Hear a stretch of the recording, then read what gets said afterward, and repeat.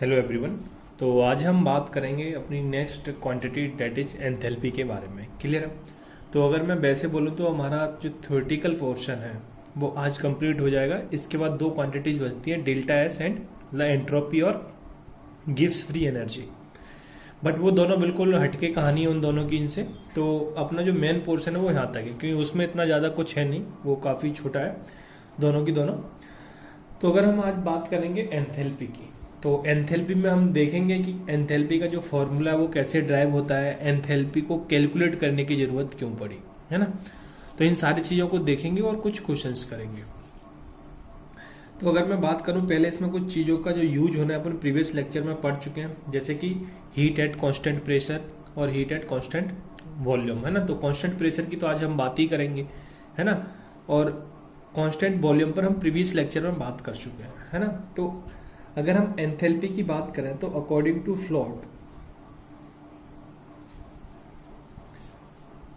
हमने एक चीज ड्राइव कर चुके थे यहाँ से, क्या फ्लोट इक्वल टू क्या था, delta E equal to delta Q plus का डी डब्ल्यू। क्लियर है? अगर मैं डिफरेंशिएट फॉर्म में इसको लिखूं तो क्लियर है। ये हम बात कर चुके थे इंटरनल एनर्जी में। अगर अपन यहाँ बोलते हैं एट कांस्टेंट वॉल्यूम, तो हमने बात की थी कांस्टेंट वॉल्यूम पर जो वर्क होता है वो जीरो हो जाता है। उसका रीजन क्या था, यहाँ पे वर्क डीवी की वैल्यू जीरो हो गई तो वर्क क्या हो जा रहा था, जीरो हो जा रहा था। तो यहाँ से हमने देख चुके हैं प्रीवियस लेक्चर में कि जो डेल्टा ई आपका इक्वल हो जा रहा था डेल्टा क्यू के। क्लियर? अब आज जो हमको बात करनी है वो बात करनी थी कि जो delta H equal to delta Q के, ये हमको प्रूव करना था, है ना। बाकी तो हम ये वाला चीज प्रूव कर चुके, तो आज हम बात करेंगे इसके बारे में। क्लियर है? तो पहले मैं दोनों पॉइंट मेंशन कर देता हूं, फिर अपन इसकी प्रूविंग देखते हैं कैसे आई, है ना। तो फर्स्ट पॉइंट तो आपका यही है, हीट एट कांस्टेंट वॉल्यूम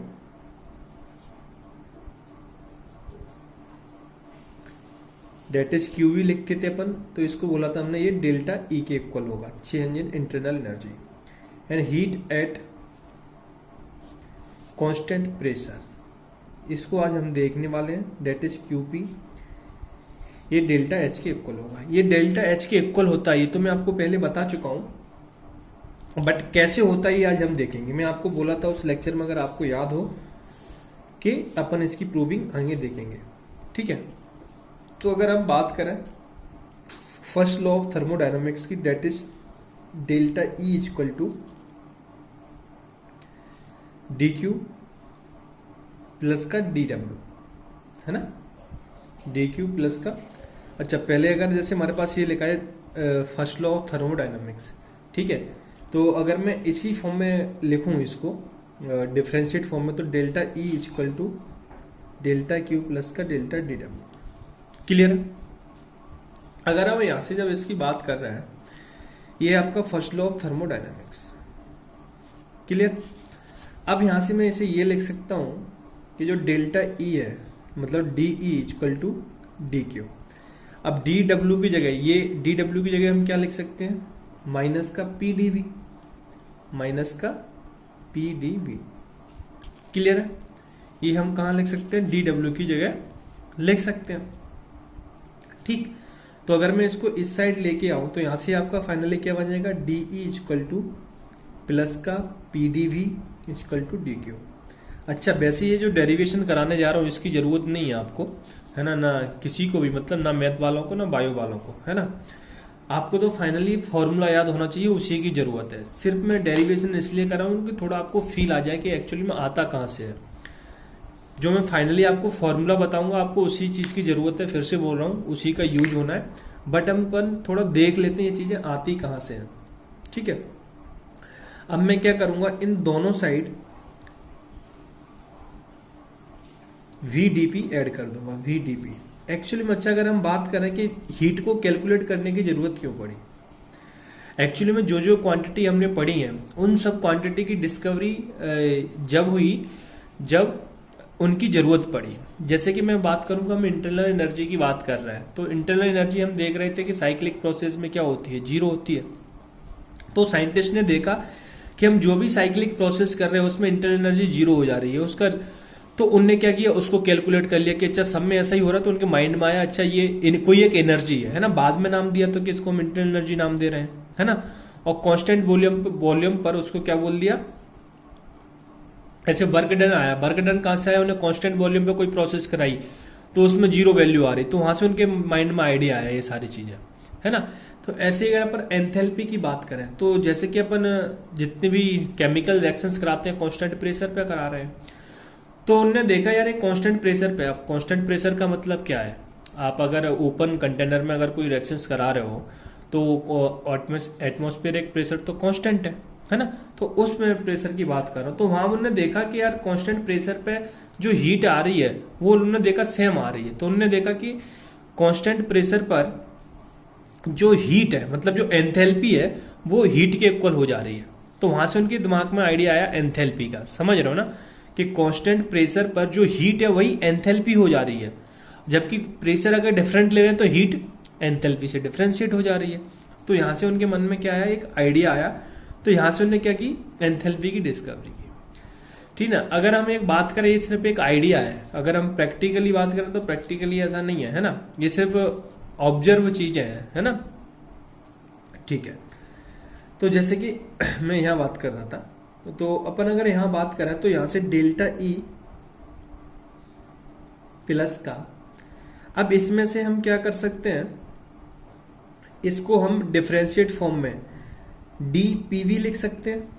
अब इतना आपको आइडिया होगा, आपने फिजिक्स में भी बेसिक मैथमेटिक्स पढ़ा होगा, मतलब तो डिफरेंशिएट करना, एक्चुअली में डिफरेंशियल फॉर्म है इसकी, पी को कांस्टेंट किया, वी का डिफरेंशिएट किया तो पी डी वी, फिर वी को कांस्टेंट किया और पी का डिफरेंशियल किया तो डी, है ना, वी डी पी, समझ गया ना। पहले आपने पी को कांस्टेंट रखा, वी का डिफरेंशियल किया तो डी वी, फिर आपने वी को कांस्टेंट रखा, फिर पी का डिफरेंशिएट किया तो डी पी। तो आप इस फॉर्म को ये लिख सकते हैं, मैथ वालों को तो चीज समझ में आ गई होगी, डिफरेंशियल उन्होंने पढ़ रखा है ना। अगर बाय वालों ने भी काफी जगह फिजिक्स में यूज हुआ होगा, तो अपन इसको ऐसे लिख सकते हैं, मतलब ये पी वी का डिफरेंशियल फॉर्म है ना, दो वेरिएबल क्वांटिटीज का अपन डिफरेंशिएट करते हैं तो कैसे करते हैं, एक को कांस्टेंट करेंगे, दूसरे का डिफरेंशिएट, फिर दूसरे को कांस्टेंट, फिर उसका साथ में उसका डिफरेंशिएट, ठीक है, ठीक है सर। और साथ में आपका क्या है, d Q V d P, clear है। अब यहां से मैं इसको और क्या लिख सकता हूं, ई प्लस पीवी लिख सकता हूं, इसको क्या लिख सकता हूं, ई प्लस पीवी, ठीक है, क्योंकि आप इन दोनों का डिफरेंशिएट भी करोगे और इस तरीके से भी डिफरेंशिएट करोगे, सेम वैल्यू आनी है आपके पास जो ऊपर वाली वैल्यू है, ठीक है, डी क्यू प्लस का पीडीबी। अब क्या हुआ, साइंटिस्ट ने जो आपके पास ये चीज आई है क्या, ई प्लस पीवी, इसी को उन्होंने क्या बोला था, एंथैल्पी, इसी को क्या बोला उन्होंने, एंथैल्पी, डेट इज एच, क्या बोला उन्होंने, एंथैल्पी। तो यहां से आप एंथैल्पी कैलकुलेट किया उनने, H equal to E plus का पीवी को उन्होंने क्या बोला, enthalpy, that is enthalpy, that is H, इसको ही उन्होंने क्या बोला, एंथैल्पी, क्लियर है। अब मैं अगर एंथैल्पी की बात करूं, वैसे तो आप पहले देख चुके हैं ये सारी चीजें कि जो एंथैल्पी है, पर मैं बार बार बोलूंगा क्योंकि इनका यूज होता है, it is a state function, enthalpy एक स्टेट फंक्शन है। दूसरी चीज कि एक एक्सटेंसिव प्रॉपर्टी है, एक्सटेंसिव प्रॉपर्टी, क्लियर है। थर्ड चीज क्या, अगर आप इस एंथैल्पी के आगे मोलर शब्द लगा देते हो, मोलर वर्ड यूज करते हो, तो वो कैसी हो जाती है, इंटेंसिव। ये सब मैं आपको स्टार्टिंग लेक्चर में ही बता चुका हूं, है ना। अगर मोलर एंथैल्पी की बात करता है तो वो कैसी हो जाएगी आपकी, इंटेंसिव प्रॉपर्टी, ठीक है, कैसी हो जाएगी, इंटेंसिव प्रॉपर्टी, अगर वो मोलर यहां पे बात करता है तो, ठीक है। अब अगर मैं इसी को लिख दूं क्या, डिफरेंशिएट फॉर्म में, तो डिफरेंशिएट फॉर्म में आप इसको कैसे लिख सकते हो, delta H equal to delta E plus का वी डीपी, अगर प्लस का वी डीपी, क्लियर है, ठीक है। अब यहां से अगर आप एक चीज देखो कि यहां से अगर जो आपने जो टोटल एनर्जी ऑफ सिस्टम है ना, उसी को आपने इंटरनल एनर्जी बोला था, है ना, एंड पीवी वर्क बोला था।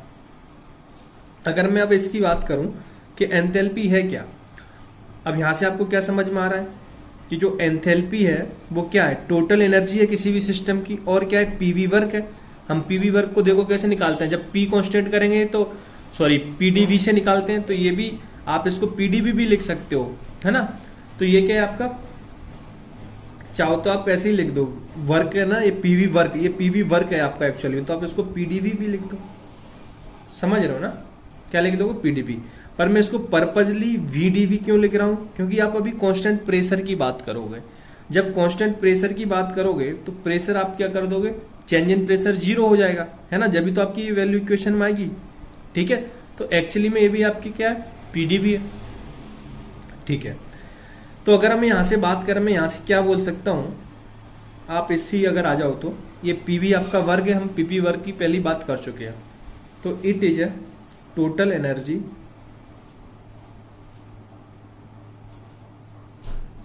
of system including internal energy,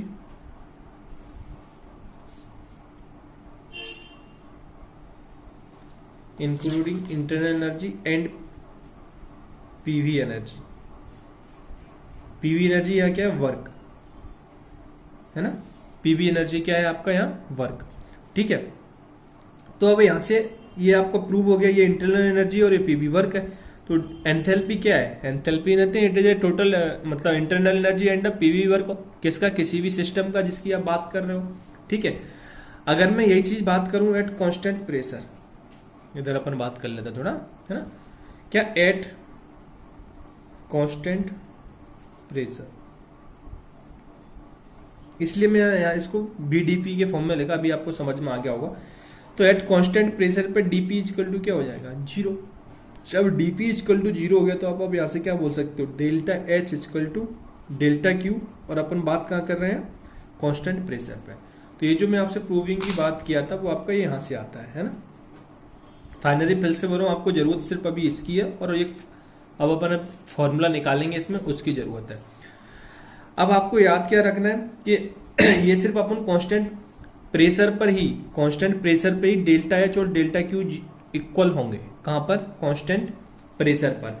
जैसे कि अगर आप एडियाबैटिक प्रोसेस की बात करो तो एडियाबैटिक प्रोसेस में डेल्टा क्यू तो क्या हो जाता है आपका, जीरो हो जाता है, बट वहां डेल्टा एच जीरो नहीं होगा, क्योंकि एडियाबैटिक प्रोसेस में आपका प्रेशर कांस्टेंट नहीं होता। समझ रहे हो ना, मैं एडियाबैटिक प्रोसेस आपको पढ़ाया, वहां मैं आपको लिखाया हूं कि डी क्यू की वैल्यू क्या हो जाती है, जीरो हो जाती है ना। बट डी क्यू की वैल्यू तो एडियाबैटिक प्रोसेस में जीरो होगी, बट डेल एच की वैल्यू जीरो नहीं होगी। तो ये भी चीज कंडीशन यहां से सेटिस्फाई हो रही है कि ये दोनों इक्वल कब होंगे, सिर्फ कांस्टेंट प्रेशर पर।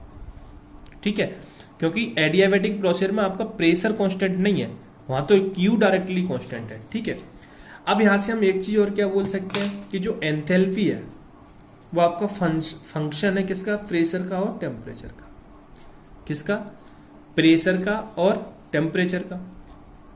ठीक है, अगर मैं यही बात करूं, अब प्रेशर का और टेम्परेचर कहां से, देखो प्रेशर की तो हम बात ही कर रहे हैं, है ना। अगर आप प्रेशर चेंज करोगे तो एंथैल्पी चेंज हो जाएगी, बट अभी ये एंथैल्पी किसकी है, कांस्टेंट प्रेशर पे, और टेम्परेचर इंक्रीज करेंगे तो टेम्परेचर पे भी चेंज होता है, ये तो पता ही है, हम स्टार्टिंग में बात कर चुके हैं।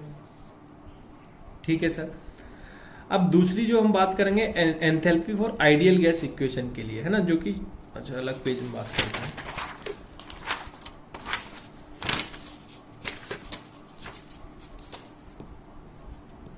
Enthalpy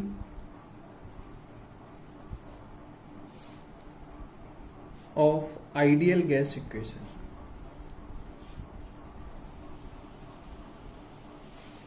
depends only on temperature. वो किस पे डिपेंड करेगी, टेम्परेचर पे। ठीक है, ठीक है सर।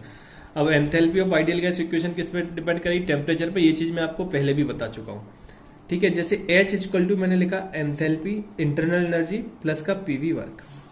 ठीक है, तो हमको ये पता जो इंटरनल एनर्जी है वो फंक्शन ऑफ टेम्परेचर है, पहले हम ये बात कर चुके हैं। और यहां से भी जो वॉल्यूम है वो भी आपका क्या है, फंक्शन, जो प्रेशर है ये आपका क्या है, फंक्शन ऑफ टेम्परेचर। अब ये सर कैसे पता चला, आप देखो पीवी इक्वल टू क्या होता है, एनआरटी। यहां से मैंने बोला ना enthalpy of ideal gas equation, equation क्यों लिख दिया, enthalpy of ideal gas depends only on temperature. तो ये टेम्परेचर पे ही डिपेंड क्यों करती है, मैं उसको प्रूव करना चाह रहा हूं। जैसे एंथैल्पी का ये फॉर्मूला है, तो ये तो पता है इंटरनल एनर्जी केवल आपका टेम्परेचर पे डिपेंड करती है, ये हम प्रीवियस लेक्चर में देख चुके हैं। अब यहाँ पे जो प्रेशर है वो भी आपका क्या कर रहा है, टेम्परेचर पे डिपेंड कर रहा है। कैसे सर, यहां से देखो पीवी इक्वल टू एनआईटी, जब हम आइडियल गैस की बात कर रहे हैं तो ये किसका इक्वेशन है, आइडियल गैस इक्वेशन है पीवी इक्वल टू एनआईटी। तो भाई यहां से देखो ये कांस्टेंट है, आरवी कांस्टेंट है ना। और जब आप आइडियल गैस की बात कर रहे हो तो उसे आप एक क्लोज कंटेनर में कराओगे, समझ रहे हो ना, तो मोल्स तो उसके क्या हो जाए, कांस्टेंट हो जाए। तो यहां से हम देख सकते हैं किस पे डिपेंड कर रहा है, टेम्परेचर पे डिपेंड कर रहा है, कौन, प्रेशर। क्लियर है, ठीक है।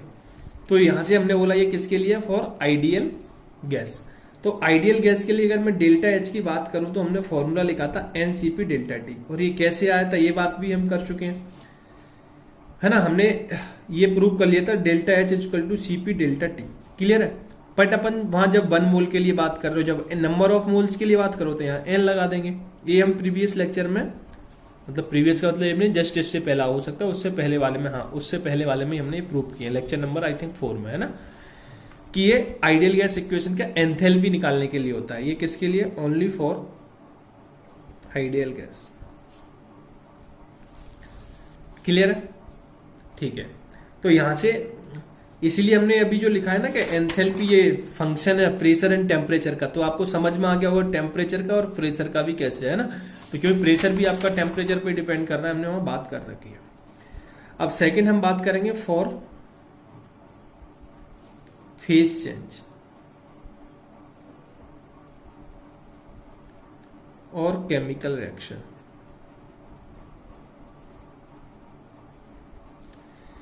ये रिएक्शंस हमारी हमेशा कांस्टेंट प्रेशर एंड टेम्परेचर पर होती है, ठीक है। तो आप इनके लिए कभी भी delta H equal to 0 use नहीं करोगे, क्योंकि यहां हमने आइडियल गैस नहीं बोला, तो आपको मैं पहले ही बोल चुका हूं आइडियल गैस के लिए यूज करना है। दूसरी बात, आप फेज चेंज में क्या करते हो, सॉलिड से लिक्विड जा रहे हो या लिक्विड से गैस जा रहे हो, जो भी है अपन तीनों सब्सटेंस में आपस में कन्वर्ट कर सकते हैं। फेज चेंज का यही मीनिंग है, ठीक है। बट यहां पे देखो, अब इसका डेल्टा एच आप फेज चेंज में कैसे निकालते हो। फेज चेंज में हम क्या निकालेंगे, जो भी आपका, अगर मैं इसी की पर्टिकुलर बात कर लूं तो इसमें एंथैल्पी ऑफ लिक्विड माइनस का एंथैल्पी ऑफ सॉलिड, अगर इसी की बात करूं, अगर इन जनरल बात करोगे तो इसके लिए एंथैल्पी कैसे निकालोगे, final enthalpy minus initial enthalpy. क्योंकि ये चीज तो आपको पता है कि दो डिफरेंट फेजेज में सब्सटेंस की एंथैल्पी सेम नहीं हो सकती है, क्योंकि दोनों की भाई अलग अलग होगी। सॉलिड होगा तो उसकी अपनी अलग होगी, लिक्विड होगा तो उसकी अलग होगी, तो वहां जीरो तो होने का सवाल ही नहीं उठता है, ठीक है। दूसरी अगर मैं बात किया केमिकल रिएक्शन, तो ये फेज चेंज वाली बात हो गई, ठीक है। केमिकल रिएक्शन में हम क्या करते हैं, रिएक्टेंट से फॉर्म करते हैं प्रोडक्ट। क्लियर है। तो इसमें अगर आपको याद हो, केमिकल काइनेटिक्स में पढ़ा था, तो इसमें हम एंथैल्पी चेंज कैसे निकालते हैं, एंथैल्पी ऑफ प्रोडक्ट माइनस का एंथैल्पी ऑफ रिएक्टेंट, है ना। कि जो प्रोडक्ट की एंथैल्पी कुछ अलग होगी, हो सकता है स्टेबल प्रोडक्ट फॉर्म हो रहा है, अनस्टेबल प्रोडक्ट फॉर्म हो रहा है, और रिएक्टेंट की अलग होगी, है ना। तो ये भी आपको यहां से एक आइडिया लग गया होगा कि इनकी एंथैल्पी जीरो होने वाली नहीं है। क्लियर है, ठीक है सर। अब देखो इसमें क्वेश्चंस कहाँ आते हैं, अभी अपन बस उस पर आ रहे हैं जो अपन के लिए इंपॉर्टेंट है। अभी ये सिर्फ मैं आपको एक थोड़ा बेस बनाना चाह रहा हूँ कि ये सारी चीजें आती कहाँ से है, नहीं तो सोचो सर सब याद ही रखने फॉर्मूले, अभी तक मैं बोलूँ तो आपको कुछ याद नहीं रखना है, इसमें से कुछ याद नहीं रखना है सर, मतलब क्या, ये फॉर्मूला आपको पहले ही मैं याद करा चुका हूँ, है ना, कई बार लिख दिया, मैं बार बार इसको लिखता ही इसलिए हूँ हर लेक्चर में कि आपको याद हो जाए। सबसे ज्यादा इन्हीं फॉर्मूले का यूज है, क्योंकि इस चैप्टर में आइडियल गैस की तो बात ही कर रहे हो, केमिकल रिएक्शंस की बात करेंगे, है ना, और जो कांस्टेंट वॉल्यूम ऑफ प्रेशर पर डेल ई और डेल्टा एच उसकी बात कर चुके हैं, ठीक है। अब इससे क्वेश्चंस कैसे फॉर्म होते हैं, आपको डेल्टा एच की वैल्यू दे देगा, है ना, और आपसे कैलकुलेट करने को बोल देगा डेल्टा यू, या फिर बोले डेल्टा ई, बात एक ही है। ये आपको क्या बोल देगा, कैलकुलेट करने को। इस टाइप के क्वेश्चन आएंगे, या फिर क्या करेगा, आपको डेल्टा यू या फिर बोलो डेल्टा ई, ये आपको दे देगा और आपसे कैलकुलेट करा लेगा डेल्टा एच, एक कैलकुलेट करने को बोल देगा। ठीक है, ये कैलकुलेट करने को बोला। इस टाइप के क्वेश्चंस इस टॉपिक से आपसे पूछे जाते हैं। और रियल गैस के लिए आप कभी भी एनसीपी डेल्टा टी नहीं लगाओगे ना, चाहो तो इस पॉइंट को भी लिख लो, enthalpy of real gas depends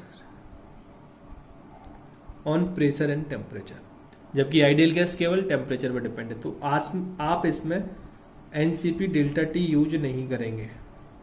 ठीक है, ठीक है सर। जब अपन रियल गैस के क्वेश्चंस करेंगे, जब बात करेंगे वहाँ, ठीक है। अब यहाँ तक तो आपकी जनरल जो इन्फॉर्मेशन हो गई, जो आपको मतलब ये पता होना चाहिए, जो अभी तक जो बातें कर रहे थे सब कैसे और क्या आ रही हैं। अब हम बात करेंगे मेन जो क्वेश्चंस जो डेल्टा एच देगा और डेल्टा यू पूछेगा, ये किस फॉर्मूले के थ्रू हम कैलकुलेट करेंगे। तो अब हम आते हैं अपनी मेन चीज पर जो अपने लिए इंपॉर्टेंट है, रिलेशन बिटवीन, अब यहां से बोलूंगा ये आपके लिए इंपॉर्टेंट है, relation between delta H and delta U. ठीक है, देखो मैथ वालों में डेल्टा यू लिखा होगा इंटरनल एनर्जी के लिए, और बायो वालों में क्वेश्चंस में डेल्टा ई लिखा होता है इंटरनल एनर्जी के लिए, इसलिए मैं बार बार वो दोनों चीज यूज कर रहा हूँ, है ना। तो अब मैं आपको बता दिया हूँ, तो अपने हिसाब से देख लेंगे ना, कई बार उसका यूज कर लिया। अब हम अगर रिलेशन की बात कर रहे हैं, तो हम अगर इंटरनल एनर्जी की बात किया, तो मान लिया ये कोई सिस्टम है, इसकी E1 है और एंथैल्पी है इसकी H1, प्रेशर मान लिया P1 है और वॉल्यूम इसका V1 है ना। ये है आपकी इनिशियल स्टेट, सारे के सारे स्टेट फंक्शन है ना, बात कर चुके हैं। आप ये इनिशियल स्टेट से पहुंच गया कहाँ, फाइनल स्टेट में, ये आपकी फाइनल स्टेट। फाइनल स्टेट में इसकी इंटरनल एनर्जी मान लिया E2 है, एंथैल्पी H2 है, प्रेशर P2 है, वॉल्यूम V2 है। क्लियर है, ये आपका इनिशियल स्टेट ऑफ सिस्टम है, ये फाइनल स्टेट ऑफ सिस्टम है। क्लियर है। तो अगर मैं इस सिस्टम की अगर H1 की बात करूं, तो H1 के लिए अभी हमने क्या फॉर्मूला लिखा है, देखो आप, H के लिए internal energy plus PV work, समझ में आता है, डेट इज पीवी। तो इसके लिए मैं H1 इक्वल टू लिख सकता हूं E1 प्लस का P1 V1, उम्मीद करता हूं समझ में आएगा। H2 के लिए मैं अब मैं यहां से क्या लिख सकता हूं, E2 प्लस का P2 V2। क्लियर है, ये चीज क्लियर हो गई होगी आपको। हम दोनों के लिए लिख सकते हैं। बस हम बात करेंगे अब डेल्टा एच की, हमको तो कैलकुलेट करना है। तो डेल्टा एच आप क्या लिखोगे, H2 माइनस का H1, है ना। ठीक है सर, बिल्कुल सही बात है। जब आप यहाँ डेल्टा एच H2 माइनस का H1 लिखोगे, तो बस क्या करना है, अब इसमें आप वैल्यू पुट कर दो। H2 की वैल्यू क्या है, E2 प्लस का P2 V2 माइनस H1 की वैल्यू क्या है, E1 माइनस से मल्टीप्लाई होगा तो माइनस का P1 V1। समझ में आ रहा है ना, ये माइनस से मल्टीप्लाई होगा, चाहो तो यार लिख लो, पता नहीं कौन कंफ्यूज हो जाए उसमें, आप इसको ऐसे लिख सकते हो। क्लियर है। अब यहां से डेल्टा एच इक्वल टू आप क्या लिख लोगे, E2 P2 V2 माइनस का E1 माइनस का P1 V1। ठीक है, अब हम क्या करेंगे, यहां से delta H equal to E2 minus का E1। क्लियर है। और इसको आप क्या लिख सकते हो, P2 V2 माइनस का P1 V1। क्लियर है। अब यहां से आप एक चीज देखोगे, E2 माइनस E1 क्या हो गया, डेल्टा E प्लस का P2 V2 माइनस का P1 V1।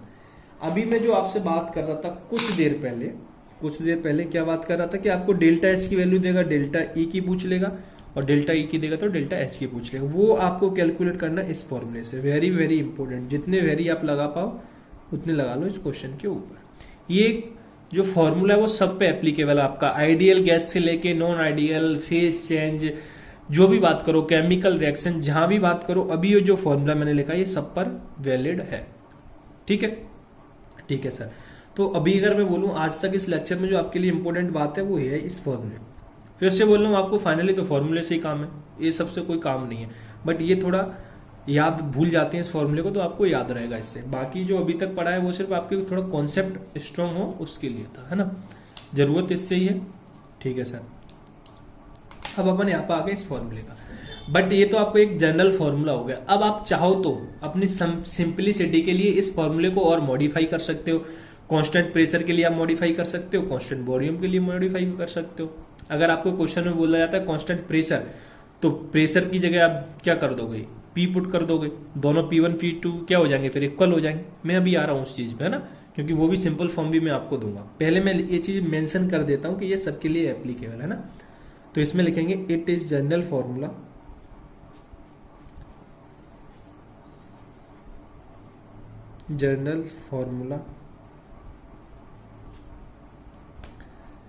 which is applicable for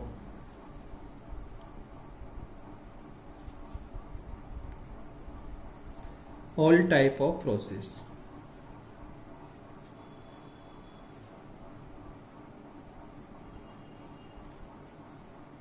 shown by ideal gas and all type of changes।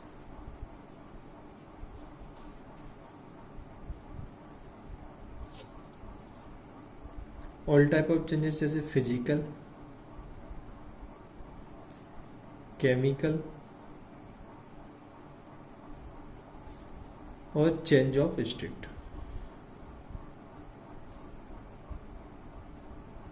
Clear, अपन उनकी बात कर रहे हैं। And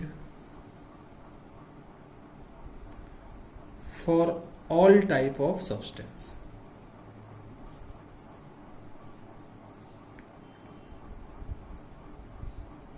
all types of substance जैसे सॉलिड के लिए भी एप्लीकेबल है, लिक्विड के लिए भी एप्लीकेबल है, आइडियल गैस के लिए भी एप्लीकेबल है और रियल गैस के भी एप्लीकेबल है ना। तो मैं पहली बात कर चुका, ये इंपॉर्टेंट इसीलिए क्योंकि इस फॉर्मूले को आप जहां मन करे वहां यूज कर दो, जहां मन करे, मतलब वहां डेल्टा एच और डेल्टा ई से ही रिलेटेड चीजें पूछ रहा हो, मतलब ये चीजें पूछ रहा हो तो ठीक है। अगर फिट हो रहा हो, कंडीशंस उसकी दी हो, प्रेशर वॉल्यूम वाली, वो सारी चीजें वो अपन अभी बात करेंगे।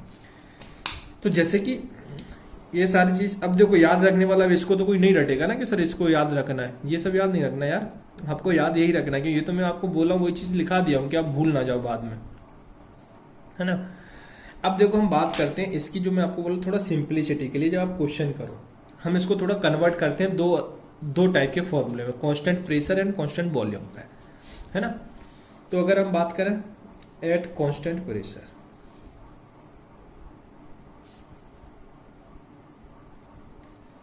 कांस्टेंट प्रेशर का मतलब क्या हुआ कि P1 आपका इक्वल हो जाएगा P2 के, जो आपका इनिशियल प्रेशर होगा वही आपका क्या हो जाएगा, फाइनल प्रेशर, और उसको हम नाम दे देंगे अब P। क्या नाम दे देंगे, P। तो अब आप यहां से क्या लिख सकते हो, delta H equal to delta E, P2 और P1 दोनों इक्वल हैं और दोनों की जगह हम क्या पुट कर सकते हैं, P, है ना। तो चलो मैं पहले इसको फॉर्मूले के लिख दूं, P2 V2 माइनस का P1 V1। अब यहां से आप क्या कर सकते हो, delta H equal to delta E, P2 की जगह भी आपने P पुट कर दिया V2, माइनस P1 की जगह भी क्या कर दिया, P पुट कर दिया V1। तो यहां से भी फाइनली फॉर्मूला क्या आ गया, delta E equal to P V2 minus का V1। क्लियर है, तो आपके पास ये फॉर्मूला आ गया है, ठीक है। बट अब इस फॉर्मूले को आप यूज कहां कर सकते हो, अब रिस्ट्रिक्शन आ जाएंगे इसमें, है ना, फेज चेंज के लिए और केमिकल रिएक्शन के लिए, ठीक है। ठीक है सर, जनरल फॉर्मूला ये है, अब अपन ने ये कर लिया, ठीक है सर। सेकंड अगर हम बात करें एट कांस्टेंट वॉल्यूम,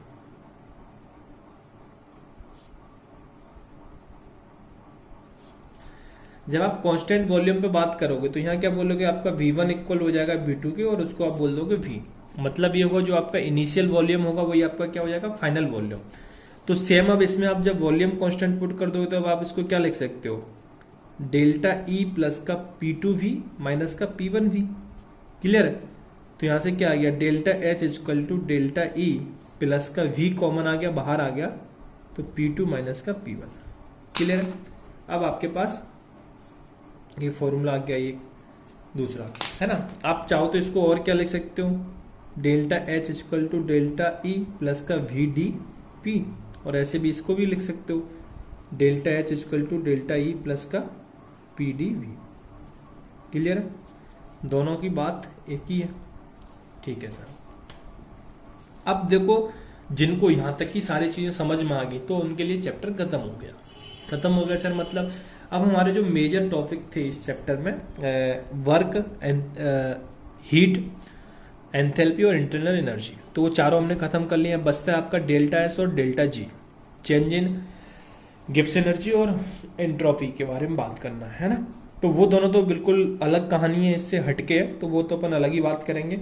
हाँ, पर इतना है, जिनको यहाँ तक की सारी चीजें क्लियर हो गई, मतलब अपना थ्योरेटिकल पोर्शन पूरा कंप्लीट हो गया, तो जिनको यहाँ तक की अगर क्लियरिटी आई है, उन्होंने लेक्चर को प्रॉपर फॉलो किया है, तो अब उनके लिए आने की राह, आगे की राह पूरी आसान हो गई। मतलब ये हुआ कि अब वो क्वेश्चन आसानी से सॉल्व कर लेंगे। अब जैसे कि हम अब इन चारों क्वांटिटी को एक एक प्रोसेस पर अप्लाई करके देखेंगे। एक एक प्रोसेस पे कैसे, जैसे आइसोथर्मल प्रोसेस पढ़ा था अपन ने, एडियाबैटिक प्रोसेस पढ़ा था, है ना। आपके लिए इंपोर्टेंट ये दो ही है, और उसके बाद हमने आइसोबारिक और आइसोकोरिक भी पढ़ा था। तो अब ऐसे आइसोथर्मल पे हम इन चारों चीजों को कैलकुलेट करना सीखेंगे, वर्क को, क्वांटिटी को, हीट को, वर्क, हीट, एंथैल्पी और इंटरनल एनर्जी। क्लियर है? अब ये बहुत मतलब अब सिर्फ क्वेश्चंस करेंगे, मतलब ये है चारों चीज हमने थ्योरेटिकल पोर्शन सबका कवर कर लिया। अब देखो क्वेश्चन कैसे आते हैं इसमें और हमको कैसे करने हैं। क्वेश्चन है जैसे calculate of delta H, delta E, Q, समझ रहे हो ना, heat, and W that is work for different process change. Different process के लिए बात करेंगे और अपन चेंज के लिए बात करेंगे। क्लियर? तो इसमें भी हम केस फर्स्ट बना लेते हैं पहले। ठीक है, केस फर्स्ट क्या है, अपन आइडियल गैस की पहले बात करते हैं। Ideal gas undergoing change of state.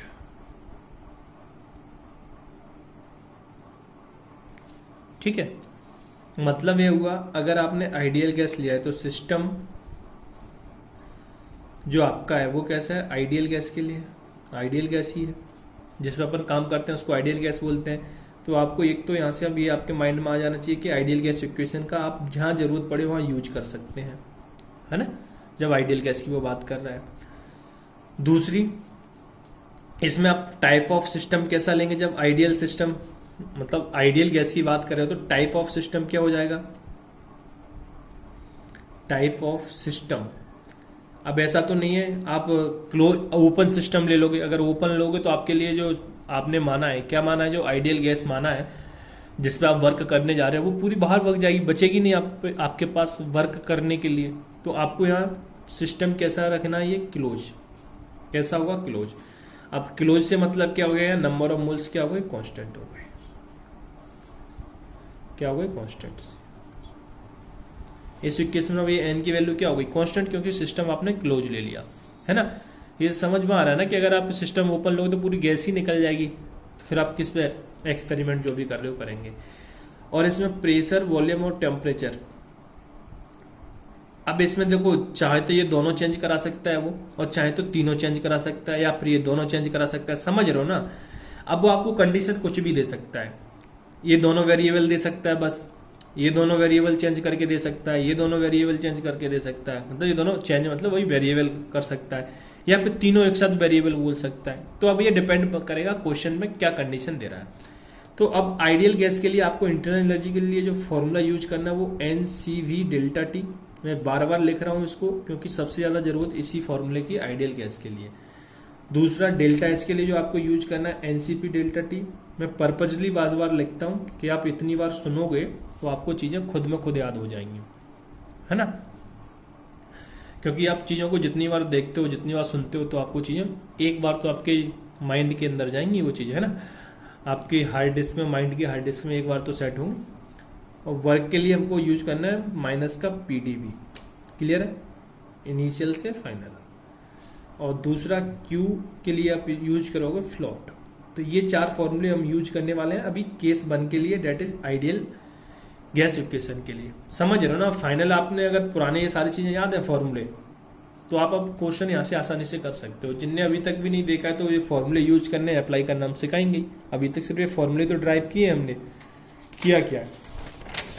अब हम बात करेंगे फर्स्ट प्रोसेस, आइसोथर्मल प्रोसेस के लिए, जो आपका सबसे ज्यादा इंपॉर्टेंट है। आइसोथर्मल प्रोसेस,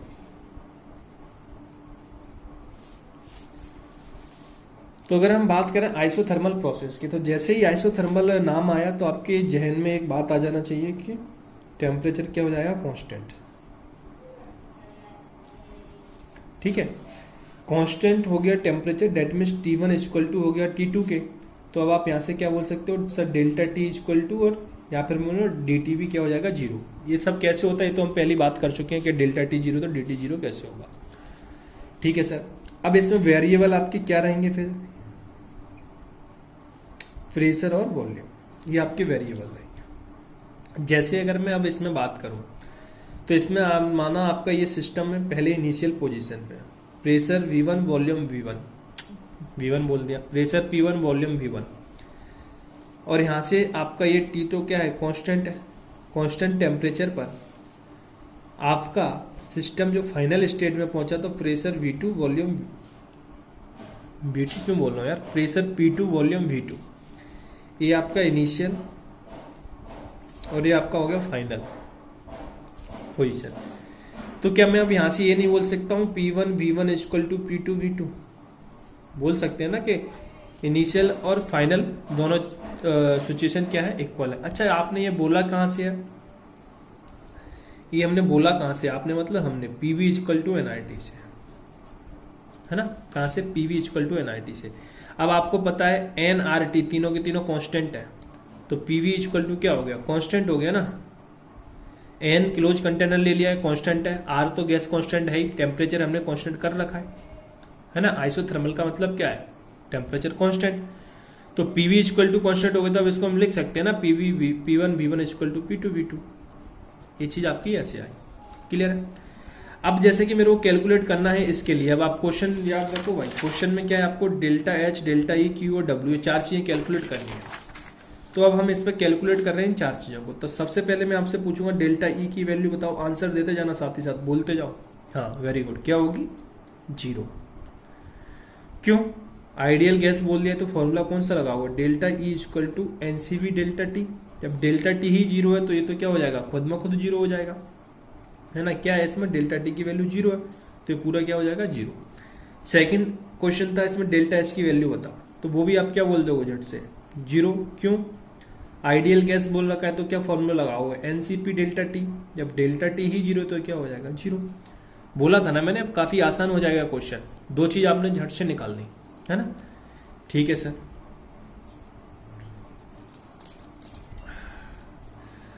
अब देखो यहां तक अभी जो मैं अभी बताया हूँ फॉर्मूले चारों जो लिखा हूँ अभी आपको, फाइनली इस टॉपिक का जो निचोड़ है, तो आपने अगर फॉर्मूले देख के भी अगर कर रहे हो तो भी आप आसानी से बना ले, आंसर दो। अब मैं पूछा वर्क निकालो, इसका वर्क, तो वर्क के लिए अभी फॉर्मूला लिखा है V initial to V final PdV, clear. ये आपको वर्क यूज करना है। अभी तो अपन को इसमें वैल्यू नहीं दे रखी है, तो अपन इसमें वैल्यू पुट कहां से करेंगे, सीधी सी बात है। तो अभी अपन वैल्यू वाले क्वेश्चंस करेंगे, वहां देखेंगे। अब इसमें एक लास्ट क्वांटिटी बचती है Q, तो Q को आप कैसे कैलकुलेट कर सकते हो, बाई फ्लोट। बाई फ्लोट से मतलब फर्स्ट लॉ ऑफ थर्मोडायनेमिक्स, तो यहां से Q equal to minus W हो जाएगा। जो आपकी W की वैल्यू आएगी उसमें माइनस से मल्टीप्लाई कर दोगे तो आपकी Q की वैल्यू हो जाएगी। ऐसे कुछ क्वेश्चंस मैं आपको प्रीवियस लेक्चर में भी कराया हूं। अब ये कैसी होगी ये भी बताया हूं, पर फिर भी जैसे अपन ने डेल्टा E इक्वल टू क्या है, Q प्लस का W। इंटर एनर्जी आपने देख लिया 0 है ना। तो अब यहां से क्या बोल सकते हो, Q इक्वल टू माइनस का W, तो यहीं से तो हमने लिखा है ना। ठीक है, तो उम्मीद करता हूं ये चीज आपको क्लियरिटी होगी। सिर्फ इतना सा काम है आपका आइडियल गैस के लिए और आइसोथर्मल प्रोसेस में। अब मैं इसमें कुछ चीजें बताऊं जो थ्योरेटिकल क्वेश्चंस फॉर्म हो सकते हैं। जैसे अगर मैंने बोला वर्क डन बाय सिस्टम, इसका मतलब क्या है? वर्क डन बाय सिस्टम मतलब सिस्टम के द्वारा कुछ काम किया जा रहा है। तो मैं दूसरे वे में इसको ये भी बोल सकता हूं heat absorb by system. Sir ये कैसे बोल दिया? देखो हम बात कर रहे हैं फर्स्ट लॉ ऑफ थर्मोडायनेमिक्स की। फर्स्ट लॉ ऑफ थर्मोडायनेमिक्स क्या है? Law of conservation of energy. समझ रहे हो ना? Law of conservation of energy तो फर्स्ट लॉ ऑफ थर्मोडायनेमिक्स। तो भाई मतलब ये हुआ कि आप सिस्टम को जितनी भी हीट दे रहे हो, एब्जॉर्ब का मतलब क्या है? आपने हीट दी, वो पूरी की पूरी हीट कन्वर्ट किस में हो जा रही है? वर्क डन करने में। आपको पता है ना, मतलब मैं बता चुका हूं कि वर्क डन करने में आपको हीट लगानी पड़ रही है जब सिस्टम वर्क कर रहा है, इसलिए हम नेगेटिव लिए थे। आपको याद हो तो मैं ऐसे बॉक्स बना के बताया था कि यहाँ से हीट रिलीज हो रही है, ऊपर से ऐड कर रही है, जब मैं फर्स्ट लॉ ऑफ थर्मोडायनेमिक्स आपको प्रूविंग कराया था, है ना? तो आप यहाँ से बोल सकते हो ना कि work done by the system equal होगा heat absorb by the system. इस टाइप के थ्योरेटिकल क्वेश्चन पूछ लेता है। मतलब फर्स्ट लॉ ऑफ थर्मोडायनेमिक्स आपको बोलता ही है law of conservation of energy है वो। तो आप जितनी एनर्जी एब्जॉर्ब कर रहे हो, डेट मीन्स आप सिस्टम को दे रहे हो, पूरी की पूरी एनर्जी किसमें कन्वर्ट हो रही है? वर्क डन में। इसका मीनिंग ये हुआ कि सिस्टम के द्वारा जो काम किया जा रहा है उसमें कन्वर्ट हो जा रही है। सेकेंड आपको ये लिख के दे सकते हैं work done on system. Work done on system का मतलब क्या है? बोलो। वर्क डन ऑन सिस्टम का मीनिंग क्या है? कि सिस्टम पर काम किया जा रहा है, सिस्टम पर काम किया जा रहा है। समझ रहे हो ना? डेट मीन्स अब इसमें क्या होगा? हीट रिलीज होगी, heat released by the system.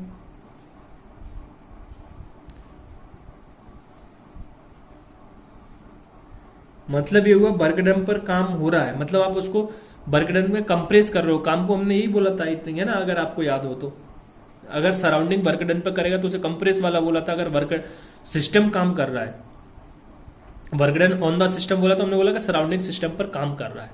और work done by the system का बोला था हमने कि सिस्टम सराउंडिंग की तरफ मतलब एक्सपेंड कर रहा है अपने उसको, पिस्टन जो अपने लगाया था गैस के केस में अगर बात करूं तो यहाँ पे work done on the system मतलब सराउंडिंग सिस्टम पर काम कर रहा है और हीट रिलीज करना पड़ेगा सिस्टम को। अब सर ये सब क्यों बोल रहे हो?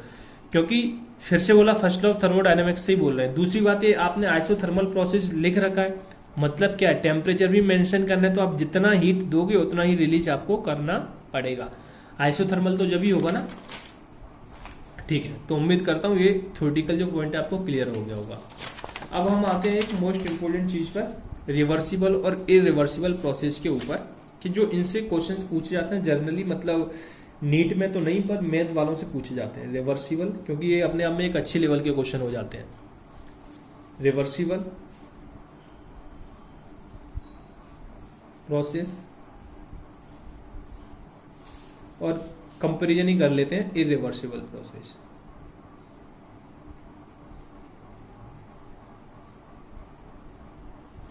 क्लियर?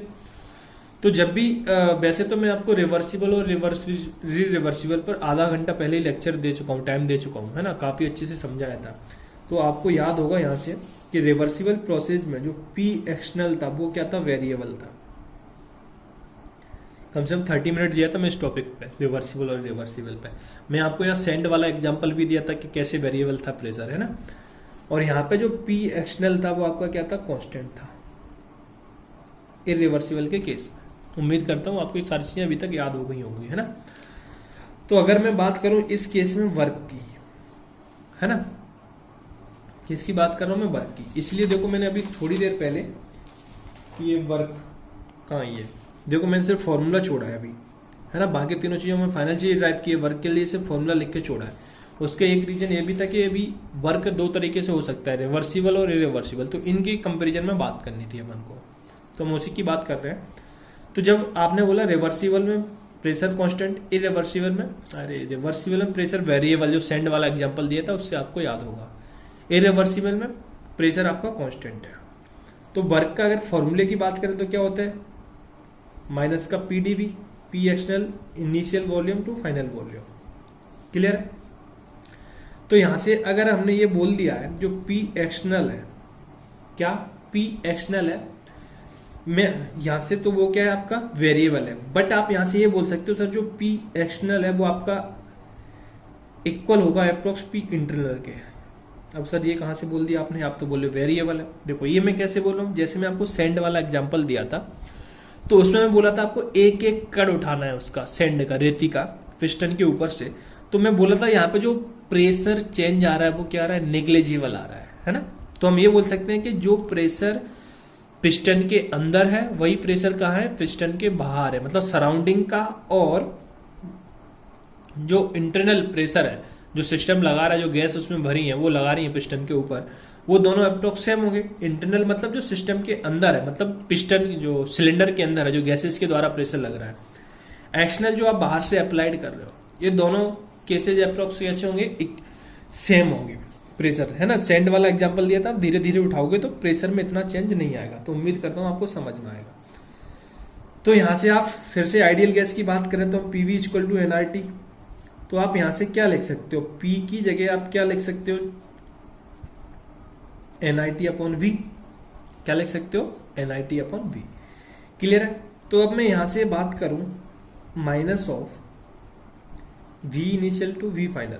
अब मैं P एक्सटर्नल की जगह क्या लिख सकता हूं, NRT अपॉन V dV। अच्छा सर आपने ये क्यों लिखा, V के फॉर्म में क्यों लेके आए, बात तो ये भी है, कुछ लोगों के माइंड में डाउट आ सकता है। क्योंकि भाई देखो यहाँ आपको इसका इंटीग्रेशन करने के लिए कोई ऐसे डीवी के फॉर्म में कुछ नहीं, मतलब डीपी नहीं है। आपको ये तो पता है इंटीग्रेशन अपन जब भी कर सकते हैं जब डिफरेंशियल फॉर्म में मतलब कुछ उसके साथ हो। इतना मतलब मैथ वालों को तो ये सच सारी चीजें पता है, उनकी तो डाउट भी नहीं होगा ये, पर बाई वालों को हो सकता है। तो हमने क्या किया, हमको पता है यहाँ से हम इसका आसानी से क्या कर सकते हैं, इंटीग्रेशन कर सकते हैं डीवी के रिस्पेक्ट में। ठीक है, तो इसलिए हम इसको वी के फॉर्म में लेके आए। तो यहाँ से अब आप क्या लिख सकते हो, W equal to minus of NRT। ये तो तीनों क्या है, कांस्टेंट है। अपन ने पहले सिस्टम क्लोज सिस्टम लिया है तो मोल्स कांस्टेंट हो गए, बात कर चुका हूं। ये गैस कांस्टेंट है, और आइसोथर्मल प्रोसेस की बात करें तो टेम्परेचर भी कांस्टेंट है। तो इन तीनों कांस्टेंट वैल्यू को अपन बाहर लिख लेते हैं। फाइनली अब आपके पास बचा क्या, dV बाई V। क्लियर। अब यहां से आप देखोगे W इक्वल टू माइनस का NRT, इसका इंटीग्रेशन क्या होगा, 1/V dV का ln V। क्या होता है, ln V, V initial to V final. Clear. तो यहां से अब आप क्या लिख सकते हो, W इक्वल टू माइनस का NRT ln of, limit put कर दो, मैं V फाइनल को बोल दिया V2, अपर लिमिट माइनस का लोअर लिमिट V1। उम्मीद करता हूँ ये चीज समझ में आ रही हो। V2 V इनिशियल को मान लो V1, इतना ही तो बस V2 V1 पुट कर दिया। ठीक है, चाहो तो लिख लो V final equal to V2, V initial equal to V1, जिनको याद नहीं रहे तो। वैसे कोई चीज़ नहीं है, आप IIT की और मेडिकल की तैयारी कर रहे हो तो इतना तो कॉमन सेंस होगा। NIT इक्वल टू, अब देखो इसको अपन क्या लिख सकते हैं, ln V2 माइनस का ln V1। तो इसको आप क्या लिख सकते हो, ln of V2 upon V1, है ना। ये आपकी लॉग की प्रॉपर्टी है, ln की भी प्रॉपर्टी बोलेंगे। अभी लॉग फॉर्म में कन्वर्ट करते हैं तो 2.3 से मल्टीप्लाई करते हैं, तो उसकी अभी जरूरत नहीं है, जब होगी जब बात करेंगे। तो इसको आप क्या लिख सकते हो, V2 अपॉन V1। ठीक है सर। अब यहां से आपके पास एक फॉर्मूला तो ये आ गया, W इक्वल टू माइनस का NRT ln of V2 upon V1। Clear. दूसरा, अगर मैं इसी को W को अगर प्रेशर के टर्म में लिखूंगा तो क्या लिखूंगा, माइनस का NIT of ln P1 upon P2। अब बात क्या आती है, सर ये कहां से लेके आ गया P1 अपॉन P2, बड़ा कुछ नहीं किया है। PV इक्वल टू NIT से आप यहां से P1 मान लो, इसको V1 मानोगे तो इसको P1 मानोगे, है ना। फिर ऐसे P2 मानोगे तो NIT अपॉन V2, समझ रहे हो ना। तो ये दोनों NIT तो कांस्टेंट है, कट जाएंगे। चलो यहाँ बता ही देता हूँ। या फिर मैं दूसरी चीज बता दूं, P1 equal to V1, P1 V1 equal to P2 V2। अभी मैं आपको ये चीज प्रूव कराया हूँ इसी में, वो इससे ही कराए, तो अपन बार बार उस पर क्यों जाए। तो आप यहाँ से P1 upon P2 equal to V2 upon V1 लिख सकते हो। तो V2 अपॉन V1 की जगह क्या पुट कर दिया, P1 अपॉन P2, ये ऐसे आया। और ये P1 इक्वल टू P2 कहाँ से आया, ये मैं अभी कुछ देर पहले आपको इसी लेक्चर में बताया हूँ, है ना। ठीक है। तो अब आपके पास फाइनली ये दो फॉर्मूले आ गए। आपको काम है इन दो फॉर्मूले से, बट अभी ये यूज कब करना है, ये वाला फॉर्मूला और ये वाला फॉर्मूला। तो ये फॉर्मूला आपको यूज करना है जब आपको वॉल्यूम गिवन हो क्वेश्चन में। वॉल्यूम क्या हो गिवन हो क्वेश्चन में, जब आपको ये यूज करना है। ये कब यूज करना है, जब प्रेशर गिवन हो। क्या हो, प्रेशर गिवन हो। क्लियर, तो ये यूज करना है। अब मैं बात करता हूं इरिवर्सिबल गैस की। यहां आपने बोल दिया है प्रेशर कांस्टेंट है, ठीक है सर। तो आप इसको अब फॉर्मूला पहले वर्क निकालना है, तो माइनस का पीडीवी फॉर्मूला लगाया, V initial to V final. Clear. यहां से जब प्रेशर कांस्टेंट तो आप उस कांस्टेंट वैल्यू को बाहर लिख लोगे, तो V initial to V final बचा क्या, डीवी। ठीक है, तो यहां से वर्क इक्वल टू आप क्या लिख सकते हो, माइनस का पी एक्सटर्नल डीवी का इंटीग्रेशन होगा वी इनिशियल टू फाइनल। फिर से फाइनल को V2 मानेंगे और इनिशियल को V1 मानेंगे, जैसे कि यहां लिखा हूं। तो माइनस का आप वो भी लिखा छोड़ सकते हो, फाइनल और इनिशियल, पर वो थोड़ा देखने में अच्छा नहीं लग रहा है, इसलिए मैं वो कर दे रहा हूं। तो V2 माइनस का V1 में डायरेक्टली यहां लिख दिया। ठीक है, तो आपके पास ये आ गया किसका फॉर्मूला, वर्क का। बट ये फॉर्मूला आपको कभी यूज करना जब इरिवर्सिबल प्रोसेस हो, और इरिवर्सिबल प्रोसेस आपको क्वेश्चन में मेंशन हो, जब भी आपको मान के चलना है। अदरवाइज आप क्या मान के चलोगे, रिवर्सिबल प्रोसेस।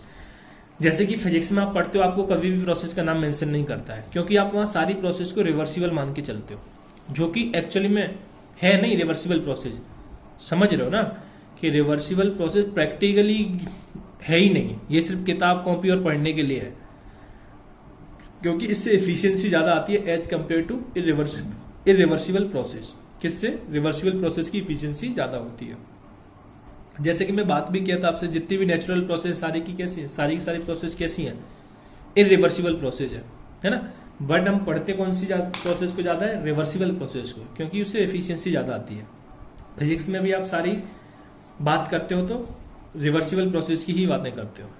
ठीक है, अब जैसे आप इसको, अगर ये तो होगी आपकी किस फॉर्म में, वॉल्यूम के फॉर्म में। अगर आपको इसमें भी वॉल्यूम नहीं दिया है, प्रेशर दिया है, तो सर हम क्या करेंगे, तो आपके लिए फॉर्मूला ये हो जाएगा माइनस का पी एक्सटर्नल। फिर से अब यहां से मान लो आपको ये वॉल्यूम की वैल्यू निकालनी है, तो आप इसको ऐसे लिख सकते हो ना, पीवी इक्वल टू एनआरटी है। मान लो मेरे को V1 की वैल्यू निकालनी है, तो एनआरटी अपॉन P1, और इससे ही V2 की निकालनी है, तो मैं इसको V2 करूंगा, तो एनआरटी अपॉन P2। क्लियर है ना। ठीक है, तो अब मैं V2 की जगह क्या लिख दूंगा, NRT upon P2 minus of NRT upon P1। Clear. तो अब आपके पास ये दूसरा फॉर्मूला आ गया। अब ये डिपेंड करता है, ये आपको जब वॉल्यूम दिया है, नीट में तो इनके ऊपर क्वेश्चन नहीं पूछे जाते, क्योंकि नीट के लिए तो ये काफी मतलब हाई लेवल का हो जाता है।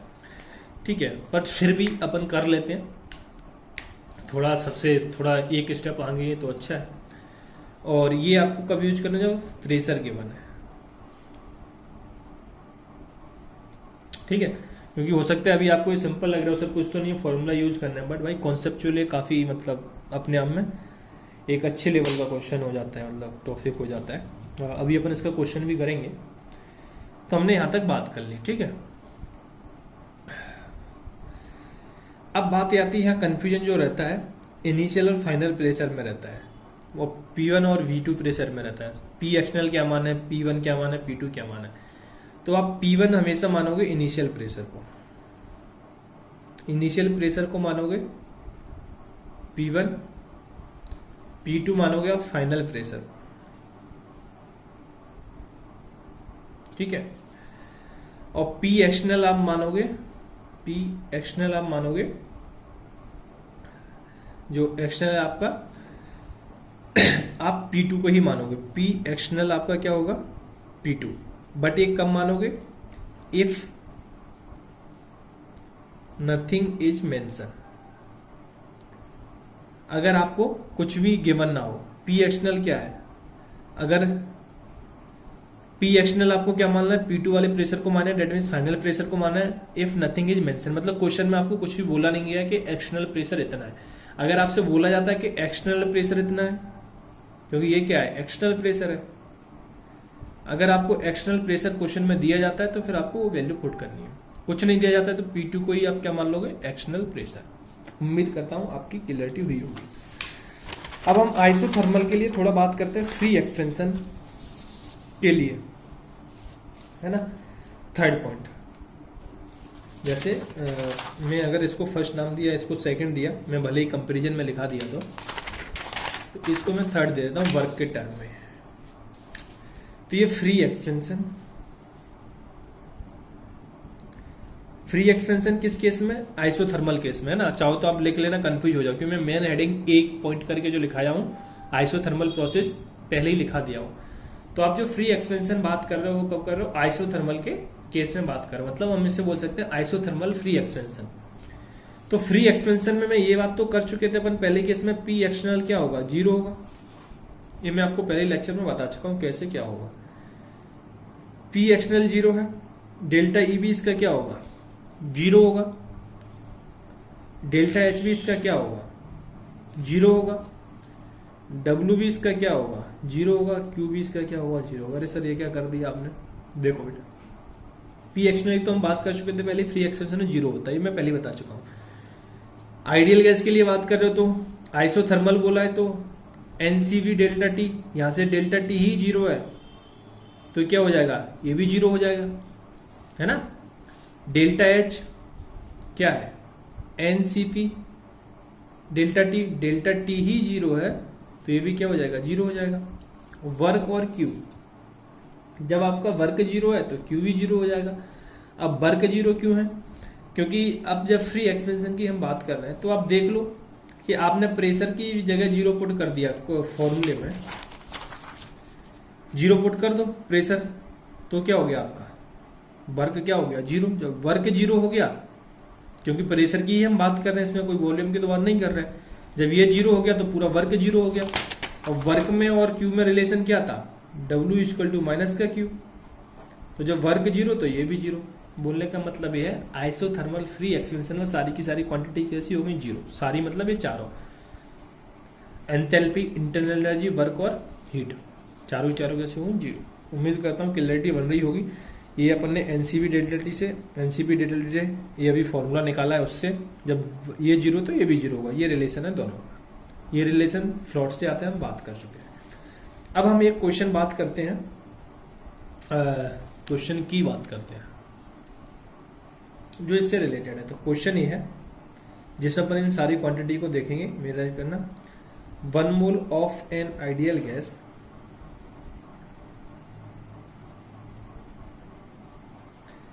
at 300 Kelvin is expanding isothermally।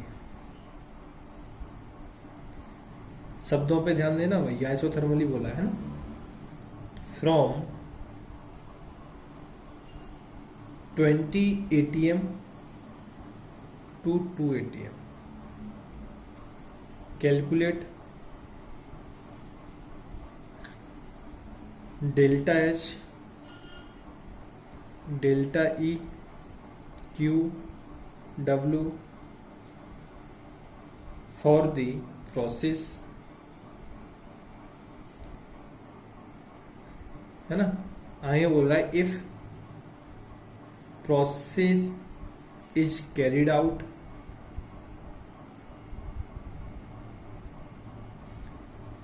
First है रिवर्सिबल के लिए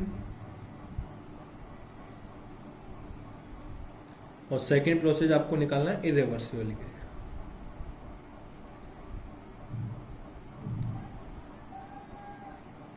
अब आपको क्या करना, जिन जिन को मैं अभी समझाया हूं वो समझ में आ गया तो आप क्वेश्चंस खुद से भी अप्लाई कर सकते हो, है ना।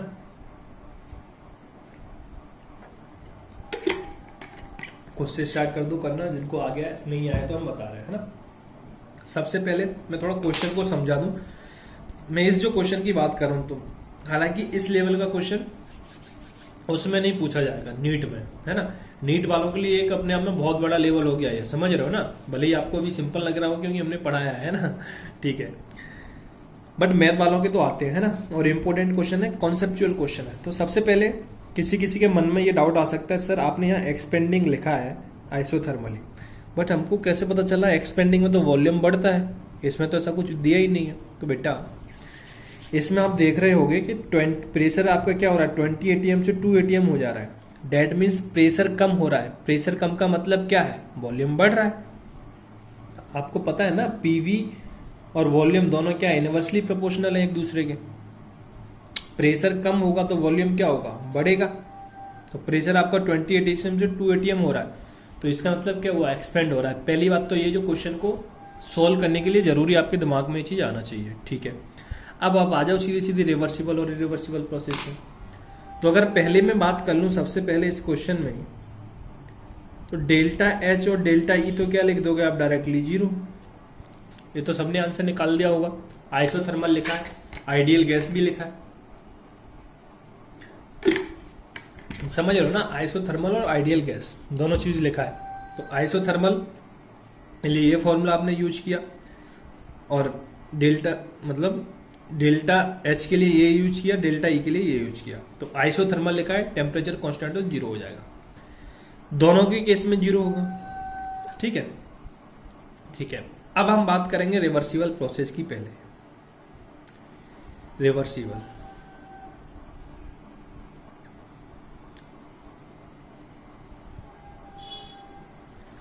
Process, clear? तो जब मैं रिवर्सिबल प्रोसेस की बात करूंगा तो रिवर्सिबल प्रोसेस में हमको कौन सा फॉर्मूला यूज करना है ये आपके दिमाग के अंदर आ जाना चाहिए था। अभी तक क्या दे रखा है क्वेश्चन में? प्रेशर दे रखा है, तो प्रेशर वाला ही फॉर्मूला यूज करोगे, माइनस का NRT of ln P1 upon P2, clear है? प्रेशर दिया तो प्रेशर वाला फॉर्मूला यूज करना है। अब यहां से बस आप वर्क निकाल लो, कितना आसान है। माइनस ऑफ मोल्स कुछ नहीं बोला है, जबकि इस क्वेश्चन में तो बोल रखा है तो 1 लेना है। वैसे कुछ नहीं बोला होता तो अब भी 1 ही लेते, ठीक है। दूसरी बात, अब आर की जगह में अभी आर ही पुट रखूंगा। उसका रीजन ये, वो अपन डिपेंड करेंगे आपके पास जो ऑप्शंस दिए हैं क्वेश्चन में उसमें क्या है, आंसर कैलोरी में दिया है या जूल में दिया है। अगर आंसर कैलोरी में दिया होता है तो आर की जगह आप 2 पुट कर दोगे, जूल में दिया हुआ तो 8.3, है ना। तो आर की जगह मैंने क्या किया, अभी आर ही पुट कर दिया, इनटू टेम्परेचर आपको कितना दे रखा है, 300 केल्विन, तो यहां होगा 300 ln of P1 that is initial pressure आपको दे रखा है 20, P2 that is final pressure 2। ये रहा। यहां से आप क्या लिख सकते हो, W इक्वल टू माइनस का 300R ln ऑफ 10, 2 से काटोगे 10 आ जाएगा। अब बात यहां फंस जाती है, सर ln ऑफ 10 की वैल्यू क्या होती है? तो आप यहां समझो थोड़ा, ln x हम किसे लिखते हैं, 2.3 इक्वल होता है log x के। एक्चुअली में ये होता क्या है, 2.303 log x।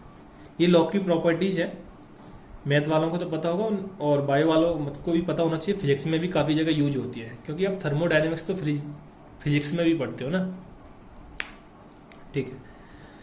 तो यहां से आप देखो इस चीज को, 2.3 log x की इक्वल होती है कौन, ln x। तो यहां तो हम बात कर रहे हैं ln 10 की, तो ln 10 किसके इक्वल हो जाएगा, 2.303 log ऑफ 10, और log 10 की वैल्यू कितनी होती है, 1। log 10 की वैल्यू कितनी होती है, 1। तो आप यहां से ln 10 की जगह क्या रख सकते हो, 2.3। पूरा नहीं लिख रहा हूं, जरूरत नहीं है, आप इतना लिख लो, कैलकुलेशन थोड़ा आसान हो जाएगी। तो मैं यहाँ W इक्वल टू क्या लिख सकता हूँ, माइनस ऑफ 300R इंटू 2.3। मैं यहां से लिख दिया ln 10 की वैल्यू। अब मैं देखो जो आपको अभी बोल रहा था कि मैं फाइनल, पहले तो इसको कैलकुलेट करोगे तो फाइनली वैल्यू आएगी 690R माइनस का, ठीक है। अब यहाँ R की जगह मैं इसलिए छोड़ रहा हूं क्योंकि अगर R आपको कैलोरी में ऑप्शन में दिया होगा तो आप R की जगह लोगे 2, है ना। अगर R आपको जूल में दिया होगा, किसमें, आंसर अगर आपको जूल में दिया है तो आप R की वैल्यू लोगे 8.31, ये किसमें, जूल में। तो ये डिपेंड करता है आपको आंसर किसमें पूछ रहा है, ठीक है। मैं कैलोरी से आपको थोड़ा यहाँ करके बता देता हूँ, है ना, इधर ध्यान दे रहा हूँ कि W इक्वल टू माइनस का 690 कैलोरी में है, तो 2 से मल्टीप्लाई करोगे तो फाइनली आ जाएगा माइनस का 1380 कैलोरी, ठीक है। अगर ऐसे ही आपको अगर उसमें वर्क जूल में देता है तो माइनस का 690, अब R की जगह कितना पुट करोगे, 8.31। तो इतना मैं तो नहीं करूंगा, मैं कितना करूंगा, 25/3। इसका भी मीनिंग यही है, थोड़ी सी डिफरेंस आता है वैल्यू में, बट आपकी यहाँ से देखो कैलकुलेशन काफ़ी आसान हो जाएगी, है ना। तो ये चीज़ भी आपको ध्यान देना है ना, क्योंकि टाइम भी तो सेव करना है। तो यहाँ 3 से डिवाइड करोगे तो 230, क्लियर है। अब देखो कितना आसान हो गया इसको मल्टीप्लाई करना। आप कितना लिख लोगे, माइनस का 5750 जूल, क्लियर है। तो ये आपके पास आ गया वर्क। तो आपने 3 चीजें निकालनी है, delta H, delta E, work. अब क्यू निकालना है तो डब्ल्यू इक्वल टू क्या होता है, माइनस का डब्ल्यू। तो क्यू की वैल्यू अब आप क्या लिख लोगे, 690 आर। मैं अब वो आर वाली फॉर्म का आंसर लेकर आऊंगा ना, डेट इज ये वाला। ये माइनस में था तो माइनस का माइनस मल्टीप्लाई होगा तो प्लस का हो जाएगा। उम्मीद करता हूं इतना क्लियर हो गया होगा। ये बात होगी आपके किसके लिए, रिवर्सिबल प्रोसेस के लिए। अब हमको निकालना है इरिवर्सिबल प्रोसेस के लिए।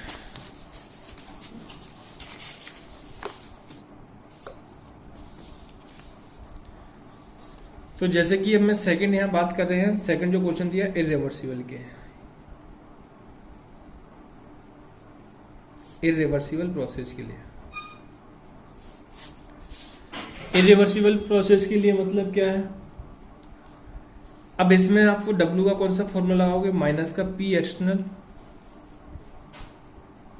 NIT upon P2 minus of NIT upon P1, clear है।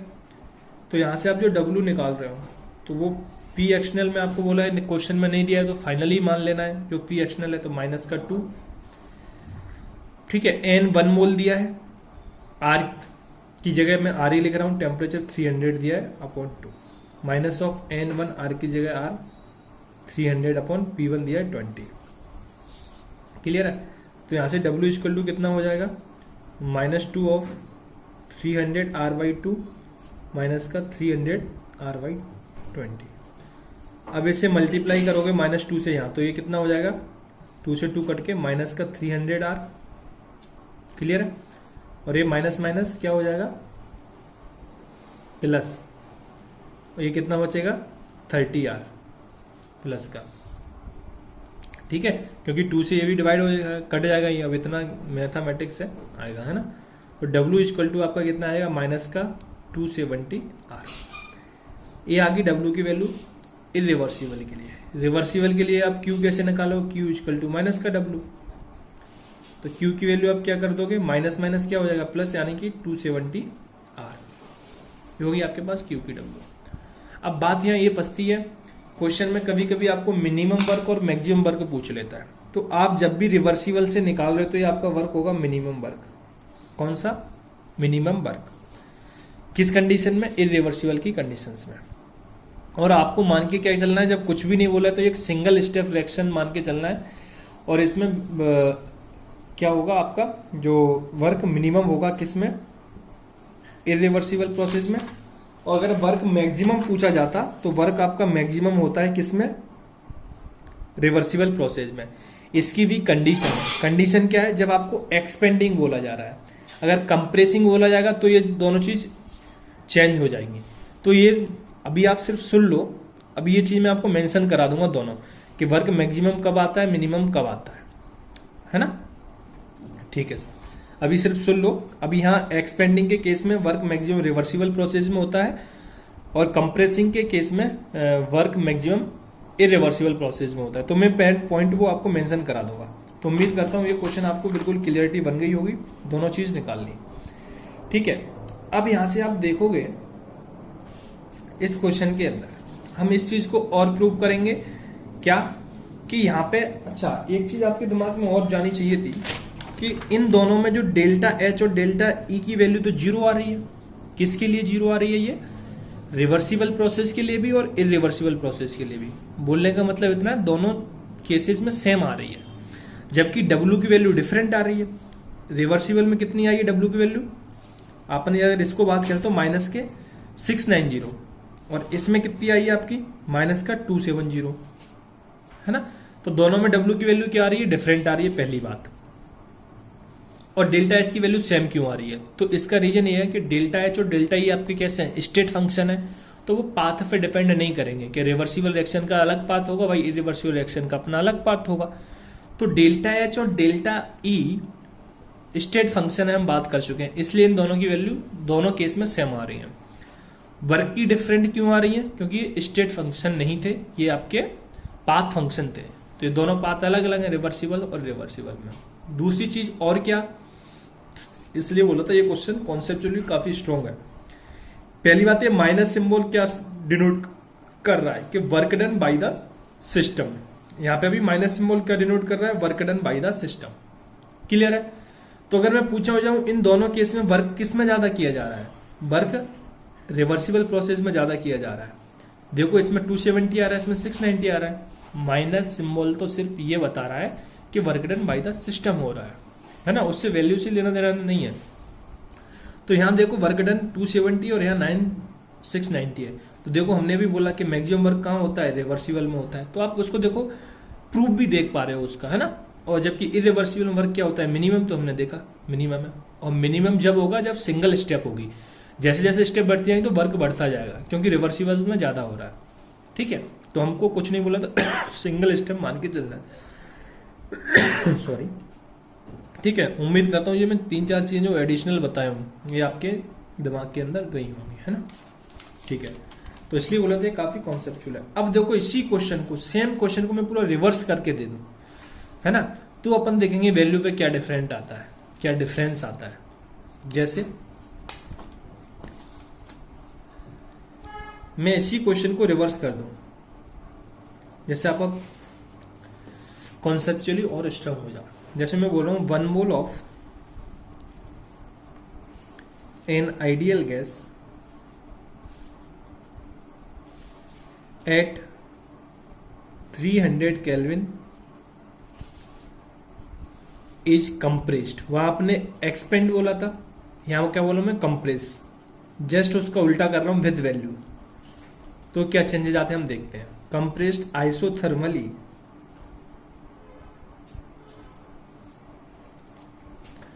From 2 atm to 20 atm। वहां हमने कहा लिया था 20 atm से 2 atm। डेट मीन्स यहां प्रेशर बढ़ रहा है तो कंप्रेस होगा, यानी वॉल्यूम कम होगा। ठीक है, आगे बोला calculate delta H delta E Q W for the process is carried out. First one is reversible,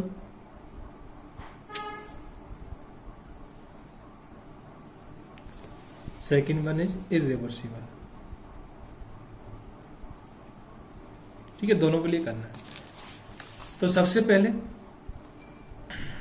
हम बात करें इसमें डेल्टा एच और डेल्टा ई, तो डेल्टा एच और डेल्टा ई दोनों तो क्या हो जाएंगे? 0, क्योंकि ये तो आपके क्या है मतलब आइडियल गैस बोल रखा है और आइसोथर्मल बोल रखा है, तो डेल्टा टी 0 होगा तो ये भी 0। देखो अब वहां एक्सपेंशन में भी ये 0 था, कंप्रेशन में भी 0 है, समझ रहे हो ना। मतलब यही है कि यार ये पाथ पे डिपेंड ही नहीं कर रहा है ना। तो दोनों केस में क्या आएगा? सेम आएगा। अब हम बात करेंगे रिवर्सिबल प्रोसेस की, वो यहाँ बात करते हैं। क्वेश्चन आपने लिख लिया होगा। तो जैसे मैं बात करूं रिवर्सिबल प्रोसेस की, पहले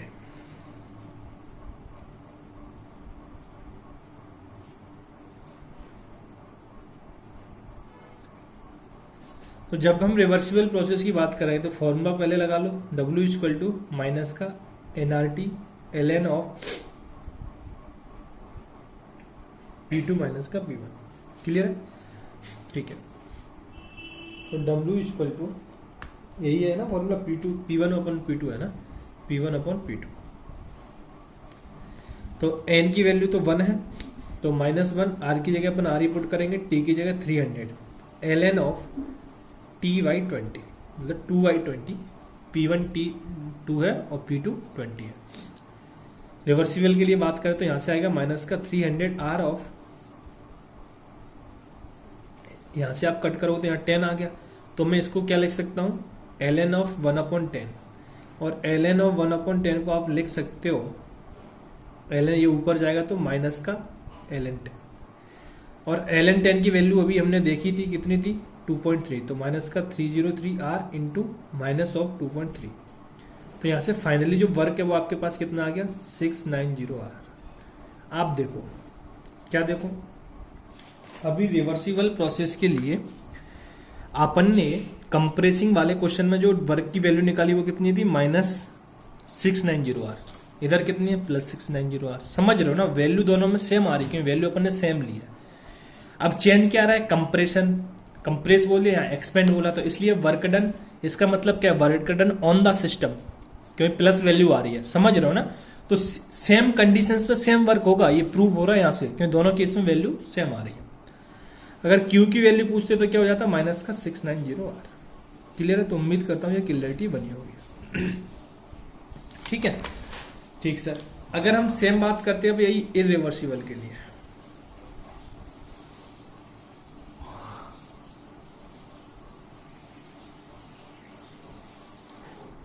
जब आप इरिवर्सिबल प्रोसेस की बात करोगे तो फॉर्मूला आप लगाते हैं W equal to minus of P external NIT upon P2 minus का NIT अपॉन P1, यही है ना फॉर्मूला, है ना। ठीक है, हाँ। अब देखो इसमें आपको P एक्सटर्नल कुछ बोला नहीं है, तो जो P2 होगा वही आपका P एक्सटर्नल होगा, तो मैं यहाँ क्या कर दूंगा माइनस ऑफ 20, N की जगह 1, तो मैं डायरेक्टली लिख रहा हूँ अब 300 R, T की जगह 300, R की जगह R रखा है। P2 आपका 20 है, माइनस का ऑफ 300 R अपॉन P1 आपका 2 है। तो फाइनली जब आप यहाँ से इसको कैलकुलेट कर देते हो, ये तो दोनों कट जाएंगे, तो ये कितना बचा माइनस का 300 R, यहाँ कितना बचा माइनस ऑफ प्लस का 3000 R। तो यहाँ से फाइनली वैल्यू कितनी आ जाएगी 2700 R, किसका प्लस का। गड़बड़ कर दिया गया मैंने।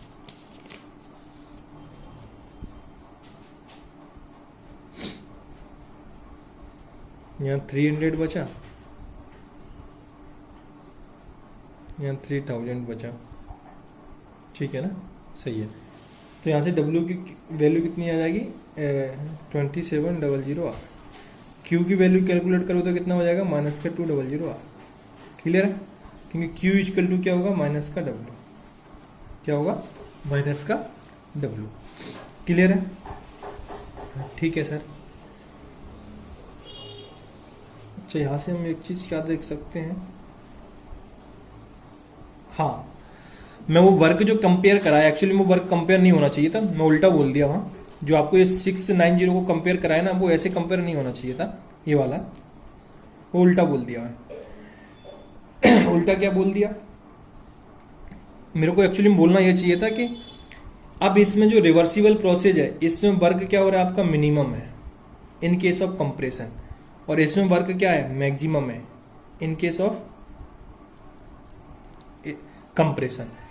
अभी हमने देखा था कि एक्सपेंशन में रिवर्सिबल में ज्यादा वर्क हो रहा था, जबकि कंप्रेशन में किस में ज्यादा वर्क हो रहा है इरिवर्सिबल में, है ना। इस पॉइंट को अपन मेंशन कर लेंगे, ठीक है। तो उम्मीद करता हूँ ये चीज क्लियरिटी होगी, है ना। वैल्यू सेम नहीं आनी, दोनों अलग अलग आनी, क्योंकि ये तो क्या है पाथ फंक्शन है, ये तो पाथ पर डिपेंड कर रहे हैं, है ना। वैल्यू सिर्फ उनकी सेम आएगी जो स्टेट फंक्शन है, क्योंकि वर्क तो आपका पाथ फंक्शन है और हीट भी पाथ फंक्शन है, इसलिए इनकी वैल्यू डिफरेंट आएंगी। अब मैं जो अभी आपसे बात कर रहा था थोड़ी देर पहले, मैं इसको थोड़ा बता दूं। अगर हम बात करते हैं एक्सपेंशन की, तो एक्सपेंशन के केस में वर्क आपका मैक्सिमम होगा कब, जब आप रिवर्सिबल प्रोसेस बोलोगे,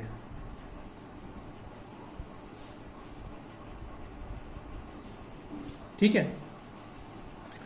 और वर्क आपका मिनिमम होगा किस में इरिवर्सिबल में।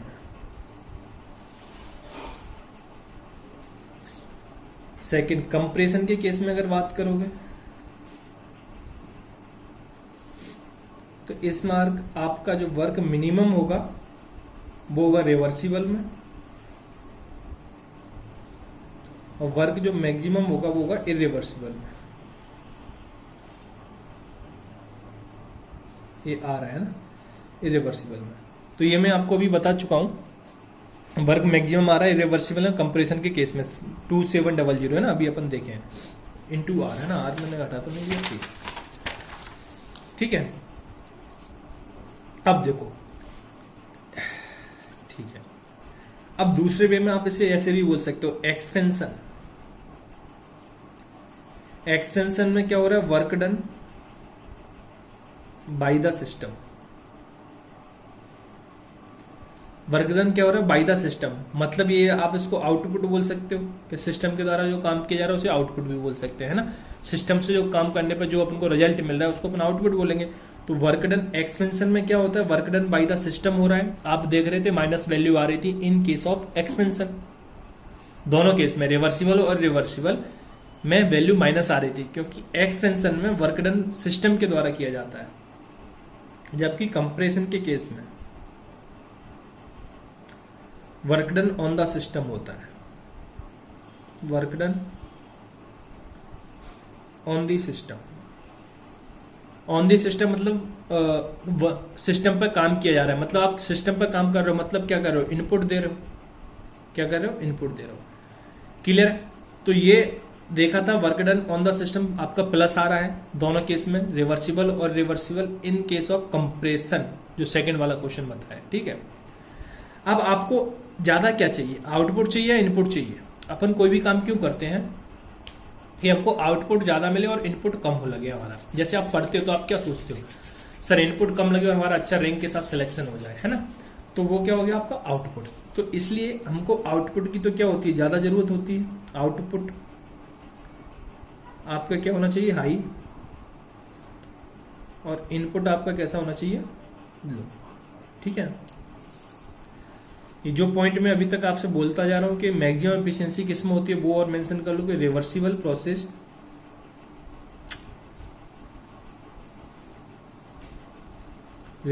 Process have maximum efficiency. ठीक है। रिवर्सिबल प्रोसेस में मैक्सिमम एफिशिएंसी होगी। ठीक है। अब मैं इसके जो कुछ ग्राफ में थोड़ा उसको बता दूं। Graph of isothermal process, 2 minute का 5 मिनट का काम है ज्यादा से ज्यादा। आइसोथर्मल प्रोसेस क्लियर है। अगर हम आइसोथर्मल प्रोसेस के ग्राफ की बात कर रहे हैं, उसमें भी हम ग्राफ की बात करेंगे रिवर्सिबल की। इसमें भी लॉजिक है, सर इरिवर्सिबल की क्यों नहीं बात करोगे, क्योंकि भाई इरिवर्सिबल में तो आपको पता नहीं ना बीच में क्या हो रहा है, आपको सिर्फ उसमें तो इनिशियल और फाइनल पोजीशन बताए, तो आप सिर्फ 2 पॉइंट बना सकते हो इरिवर्सिबल केस में। इरिवर्सिबल केस में आप ग्राफ ड्रॉ नहीं कर सकते हो, समझ रहे हो ना, क्योंकि उसमें आपको सिर्फ इनिशियल और फाइनल पोजीशन पता होता है इरिवर्सिबल के केस में। जैसे हम बात कर रहे थे ना, प्रेशर P1 और P2 पता है, जबकि इरिवर्सिबल में तो आपका प्रेशर वेरिएबल अपन देख रहे ना, हर जगह चेंज हो रहा था। तो मतलब इरिवर्सिबल में आपको हर पॉइंट का पता है, मतलब हर ऐसे आप एक एक पॉइंट उठा रहे थे ना, जैसे सेंड वाला जो एग्जांपल दिया था, तो उसमें हर पॉइंट की वैल्यू बचा है। वैसे 1 से 2 के बीच में बात करें तो 0.001111 जो भी वैल्यू है उन सब की वैल्यू आपको पता है, इसलिए हम ग्राफ ड्रॉ कर पाते हैं। अगर मैं पीवी ग्राफ की बात कर रहा हूं, जो कि आपने गैसियस स्टेट में पढ़े हैं, पीवी इक्वल टू एनआईटी से आते हैं। क्या पीवी इक्वल टू एनआईटी होता है, और क्या, तो पी और वी के बीच में ग्राफ बनाना है तो एनआईटी अपॉन क्या हो जाएगा, वी। क्लियर है। एनआईटी को अगर आप कांस्टेंट बोल दो तो पी इक्वल टू के अपॉन वी लिखते हो, और ये इसका ग्राफ कैसा आता है, रेक्टेंगुलर। ये सारे ग्राफ आपने गैसियस स्टेट 11th क्लास में बनाए हैं, रेक्टेंगुलर हाइपरबोला, है ना। ये सब ग्राफ आपको बनाना सिखाए होंगे और वहां का ही पार्ट है ना, सब दिखाए होते हैं, वहां से थोड़ा रिलेट करूं यहाँ को। तो पीवी ग्राफ, रेक्टेंगुलर ग्राफ कैसा आता है आपका, ऐसा आता है ना। और अपन बात करते हैं वर्क की, तो इसलिए मैंने आपको ये क्वेश्चन भी कराया था कि curve under the PV, graph under the curve under the PV, है ना, उसी को हम क्या बोलते हैं, पीवी वर्क बोलते हैं। जो इस ग्राफ के अंदर जो शेडेड एरिया है उसको हम क्या बोलते हैं, वर्क बोलते हैं। मैं ऐसे क्वेश्चंस कुछ आपको कराया था। तो अगर आप देखो यहाँ मैं अगर ऐसे सिंबल बना दूंगी, इस सिंबल का मतलब क्या है कि आपका प्रेशर अभी मान लो इतना था, यहाँ आप यहाँ आ गए तो प्रेशर आपका मान लो, अभी देखो यहाँ पे आपका वॉल्यूम ये है, यहाँ वॉल्यूम है, तो ये समझ में आ रहा है। इधर जा रहे हो तो आप ऐसे जो ग्राफ बनाए तो वॉल्यूम आपका बढ़ रहा है, बट प्रेशर क्या हो रहा है, कम। देखो अभी प्रेशर आपका इतना था, फिर इतना हुआ, यहाँ पे इतना हो गया इस पॉइंट पे, समझ रहे हो। जैसे मैं इस पॉइंट पे बात करूँ तो प्रेशर आपका क्या है, ये, और इस पॉइंट पे आपका प्रेशर क्या है, ये। तो ज्यादा प्रेशर कौन सा है, ऊपर वाला, बट वहां वॉल्यूम क्या है आपका, कम है। यहां से भी पता चल रहा है वॉल्यूम और प्रेशर इनवर्सली प्रोपोर्शनल है। जब वॉल्यूम बढ़ा तो प्रेशर कम हो गया। तो जब मेरा, अब यहाँ एरो का थोड़ा इंपॉर्टेंस है, एरो को समझो। जब मैंने एरो ऐसे बनाया, इसका मतलब क्या है, कंप्रेशन हो रहा है, क्योंकि प्रेशर एक्सपेंशन हो रहा है। इस एरो का मतलब क्या है, एक्सपेंशन हो रहा है, क्योंकि आप इधर प्रेशर कम हो रहा है और वॉल्यूम बढ़ रहा है। तो वॉल्यूम बढ़ने का मतलब क्या है, एक्सपेंशन है। अगर मैं ये एरो ऐसे बना देता, ऐसे एरो बनाने का मतलब क्या हो गया कि आप इधर आते आ रहे हो तो वॉल्यूम आपका क्या होगा, कम होगा, प्रेशर बढ़ रहा है, तो ये आपका क्या होगा, कंप्रेशन। ये कंप्रेशन ग्राफ हो गया। जैसे दो ग्राफ और छोटे छोटे, प्रेशर और वॉल्यूम और टेम्परेचर की बात करो, तो हम आइसोथर्मल प्रोसेस की बात कर रहे हैं, तो टेम्परेचर क्या होगा, कांस्टेंट, और वॉल्यूम क्या होगा, मैं यहां बात कर रहा हूं अभी तो पीवी इक्वल टू एनआईटी से प्रेशर, वॉल्यूम और टेम्परेचर डायरेक्टली प्रोपोर्शनल है। तो आप जैसे जैसे